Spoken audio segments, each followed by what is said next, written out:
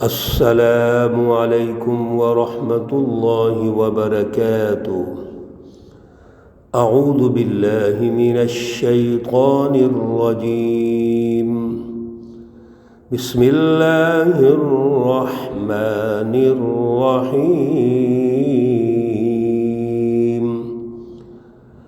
سورۃ انزلناها وفرضناها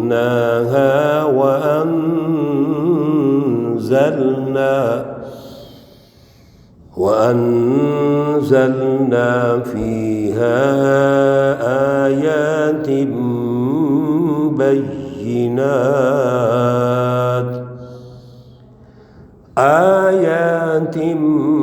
بينات لعلكم تذكرون۔ صدق اللہ العلی العظیم۔ اللہم صل علی سیدنا ومولانا محمد النبی الأمی وعلى آلہ واصحابہ وبارک وسلم وصل علیہ۔ معزز سامعین و سامعات، آج الحمدللہ سورۃ النور کا آغاز ہو رہا ہے، اور سورۃ النور کی آیت مقدسہ نمبر 1 پر ہم بات چیت کریں گے۔ سورۃ النور یہ مدنی سورت ہے، اس میں 64 آیات ہیں اور 9 رکوع ہیں۔ اس سورہ مبارکہ سے پہلے جو سورۃ المومنون کا ہم نے مطالعہ کیا، آپ نے دروس سنے ہیں، اس میں 2-4 عنوان ذہن میں رکھیے۔ پہلی بات، پہلا عنوان جب آغاز سورہ مبارکہ ہوئی تھی سورۃ المومنون کی، تو اللہ رب العزت نے قد افلح المؤمنون سے اس کا آغاز فرمایا، اور وہاں بھی یہ گارنٹی دی کہ مومن کامیاب ہوں گے۔ اور پھر جو سورہ مبارکہ کے آخر میں بھی اللہ رب العزت نے مومنوں کی کامیابی کی ہی گارنٹی دی ہے، اور کافروں کی ناکامی کی گارنٹی دی ہے۔ مومن کون ہیں؟ جن میں 7 صفات اللہ نے ارشاد فرمائی تھی کہ ان کے اندر 7 کوالٹیز ہونی چاہیے، 7 خوبیاں ہونی چاہیے، اور ان کی تفصیلات ہم وہ عرض کر چکے ہیں۔ اس میں ایک خوبی بڑی اہم، جس کی بنیاد پر سوسائٹی نے تشکیل پانا ہے، اور وہ ہے عفت و حیا، وہ ہے شرمگاہوں کی حفاظت، وہ ہے ایک مرد اور عورت کا آپس میں جو تعلق ہے وہ کس طرح ہونا چاہیے۔ ظاہر ہے کسی بھی سماج کی جو بنیاد ہے، کسی بھی سوسائٹی کا جو پہلا یونٹ ہے، اس پر اس کی بنیاد ہے، اور وہ کون سا ہے؟ ایک مرد اور ایک عورت۔ انسانی سماج کا جب آغاز ہوتا، انسانیت کا آغاز ہوتا ہے، تو سب سے پہلے اللہ نے مرد کو پیدا کیا، حضرت آدم علیہ السلام کو۔ پھر ان کے بعد حضرت حوا کو پیدا کیا۔ اب اس سوسائٹی کا جو پہلا مرکزی یونٹ ہے، یعنی جس کو ہم فیملی کہتے ہیں، آئلی زندگی کہتے ہیں، اور اس کی جو 2 بنیادیں ہیں، میاں بیوی، مرد اور عورت، یہ اللہ نے پیدا فرما دیے۔ اور پھر اس کے بعد سلسلہ اولاد شروع ہو گیا۔ اب دنیا ہزاروں سال گزرنے کے بعد اب آگے بڑھتی جا رہی ہے، اور قیامت تک یہ انسان آنے ہیں، لیکن اللہ رب العزت نے اس پہلے یونٹ سے کچھ قانون سازی فرما دی، اس کے اصول و ضوابط بنا دیے کہ کس طرح میاں بیوی نے رہنا ہے، سوسائٹی میں ایک مرد اور عورت نے کیسے کردار ادا کرنا ہے۔ اس کے لیے اس سورہ مبارکہ کو جو اصل عنوان ہے وہ سوسائٹی کی وہ مینجمنٹ ہے، سوسائٹی کے اس حصے کی تشکیل ہے جہاں ایک مرد اور عورت موجود ہے۔ اللہ رب العزت نے اس کی قانون سازی فرما دی ہے، جس کی تفصیلات انشاءاللہ العزیز ہم یہاں سنیں گے۔ اس لیے اللہ رب العزت نے، کیونکہ یہ قانون سازی ہے، اس میں حدود و قیود ہیں، تعزیرات ہیں، مینجمنٹ ہے، اور سوسائٹی کی بنیاد ہے، کسی بھی معاشرے کی بنیاد ہے۔ اس لیے اللہ رب العزت نے پہلی جو آیت کریمہ ہے اس میں اہم ترین الفاظ ارشاد فرمائے۔ وہ پہلا لفظ سورۃ انزلناہا، ذرا توجہ کیجئے، اللہ فرماتے ہیں یہ جو سورت ہے یہ ہم نے اس کو نازل کیا ہے۔ حالانکہ پورا قرآن اللہ نے نازل کیا، انا نحن نزلنا الذکر وانا لہ لحافظون۔ کسی سورت کے شروع میں یہ الفاظ نہیں جو اس سورہ مبارکہ کے شروع میں ہے کہ سورۃ، یہ ایک سورت ہے، یعنی وہ قانون، وہ حدود و قیود جو آپ مطالعہ کرنے لگے ہیں، انزلناہا، ہم نے اس کو نازل کیا ہے، یہ قانون سازی ہم نے کی ہے۔ اس لیے آپ اس سورہ پاک کا جو مطالعہ ہے وہ توجہ سے کرنا ہے، ان قوانین کو توجہ سے دیکھنا ہے۔ آگے دوسرا لفظ پھر بڑا اہم ارشاد فرمایا، وَفَرَضْنَاهَا، اور ہم نے یہ آپ کے ذمے لگا دیا ہے، یہ آپ پر لازم ہے۔ جو قانون سازی ہم نے نازل کی، ہم نے تشکیل دی، جس کی بنیاد پر انسانی سوسائٹی نے ترقی کرنی ہے، انسانی سوسائٹی آگے بڑھے گی، انسانی سوسائٹی میں ڈسپلن پیدا ہوگا، مینجمنٹ پیدا ہوگی، یہ آپ پر لازم ہے، اس کو ہم نظر انداز نہیں کر سکتے۔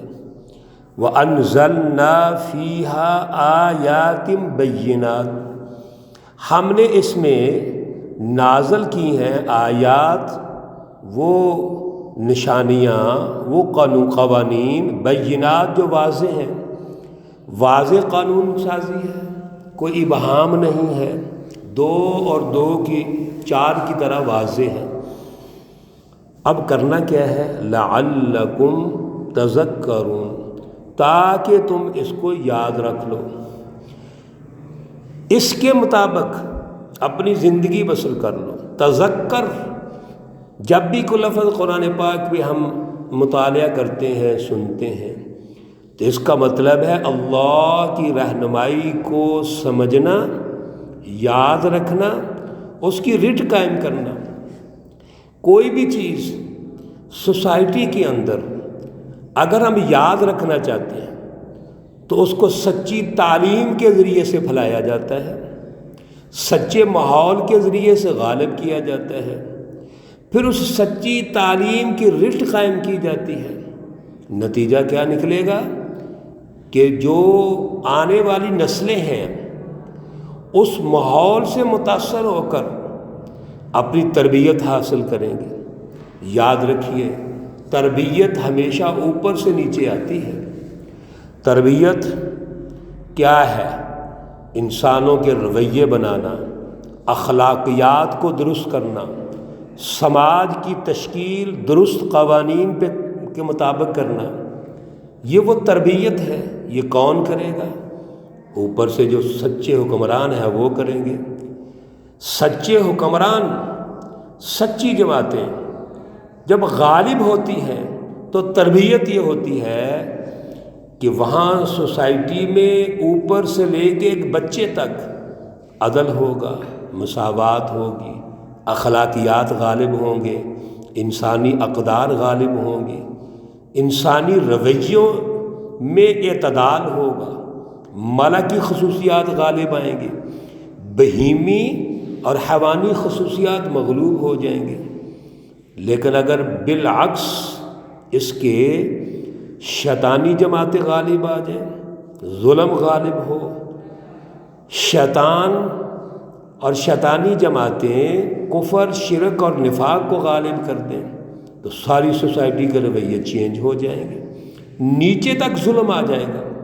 اس لیے تذکرون کا مطلب یہ ہے لعلکم تذکرون، کہ ہم اللہ کی رہنمائی کو سنیں، سمجھیں، اس کے مطابق اپنے نظریات، اپنے خیالات تشکیل دیں، اور جو قوانین اللہ نے دے دیے ہیں، جو حدود، باؤنڈریز اللہ نے طے کر دیے ہیں، جو قانون سازی اللہ نے واضح فرما دی ہے، آیات بینات، اس کی رٹ قائم کریں۔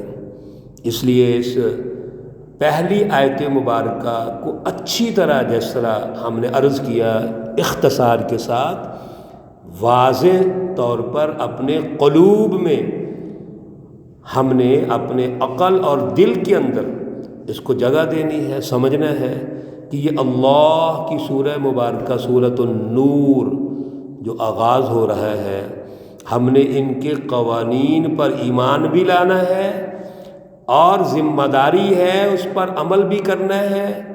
اگلی ذمہ داری کیا ہے؟ سوسائٹی اس کے مطابق تشکیل دینی ہے۔ اللہ رب العزت ہمیں عمل کی توفیق عطا فرمائے۔ اللہ رب العزت کا مبارک مہینہ رمضان المبارک آخری لمحات میں ہے، اس کے لیے اللہ سے جتنی توبہ کی جائے، ہم یقیناً کر رہے ہیں، آپ سب بہنیں بھائی ماشاءاللہ کر رہے ہیں، کیجئے، دل سے کیجئے، جتنی بھی کیجئے تھوڑی ہے۔ کیوں؟ جب یہ مہمان چلا گیا، پھر قسمت یا نصیب اللہ نے زندگی میں لکھا ہوگا تو سال کے بعد آنا ہے، اس لیے توبہ کیجئے۔ اور توبہ کے لیے ضروری ہے کہ اپنے دلوں کو اللہ کے سامنے جھکائیے، اللہ سے جوڑیے، اور اللہ سے عہد کیجئے کہ اب یہ دل جڑا رہے گا، ٹوٹے گا نہیں۔ اللہ تیرے ساتھ میرا دل جڑ گیا ہے، اب میں نے تیرے ساتھ جوڑ کے رکھنا ہے، میں تیری پناہ میں ہوں، تیری حفاظت میں ہوں، تیری مدد کے ساتھ ہوں۔ مجھے شیطانی جماعتیں، شیطانی رویوں سے محفوظ فرما، اور شیطانی پارٹیاں جو مافیاز ہیں، ان کے جو پریشرز ہیں، ان سے محفوظ فرما۔ یقیناً اللہ محفوظ فرمائیں گے۔ اللہ تو چاہتے ہیں ہم سچے بنیں، سچی جماعتیں تشکیل دیں، سچے لوگوں کا ساتھ دیں، اور اللہ ان سچی جماعتوں کے ذریعے سے پوری انسانی سوسائٹی کو ترقی دینا چاہتے ہیں، قومی سطح پر ہمیں ممتاز کرنا چاہتے ہیں، بین الاقوامی سطح پر ہمارا عزت اور وقار بنانا چاہتے ہیں۔ تینوں عشروں کی جو دعائیں ہیں ہم دہرا رہے ہیں، آج پھر وہی دہراتے ہیں، اور کیونکہ تینوں دعائیں بڑی مقبول ہیں، ان کے الفاظ بڑے مقبول ہیں، اور باقی دعائیں ہم پچھلے دروس میں بتا چکے ہیں، وہ آپ جو زیادہ آپ سمجھتے ہیں کہ میں نے یہ دعا کرنی ہے وہ کریں۔ ساری دعائیں بڑی ماشاءاللہ معتبر ہیں، معزز ہیں، محتشم ہیں۔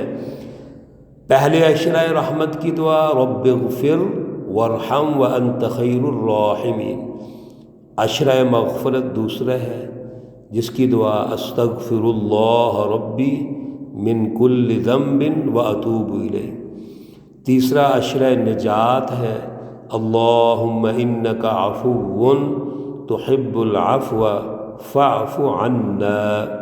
اور یہ میں ریکویسٹ ضرور کروں گا کہ دو دعائیں ان کے ساتھ، ربنا ظلمنا انفسنا وان لم تغفر لنا وترحمنا لنکونن من الخاسرین، اور ربنا آتنا فی الدنیا حسنہ وفی الآخرۃ حسنہ وقنا عذاب النار، یہ لازمی شامل کیجیے۔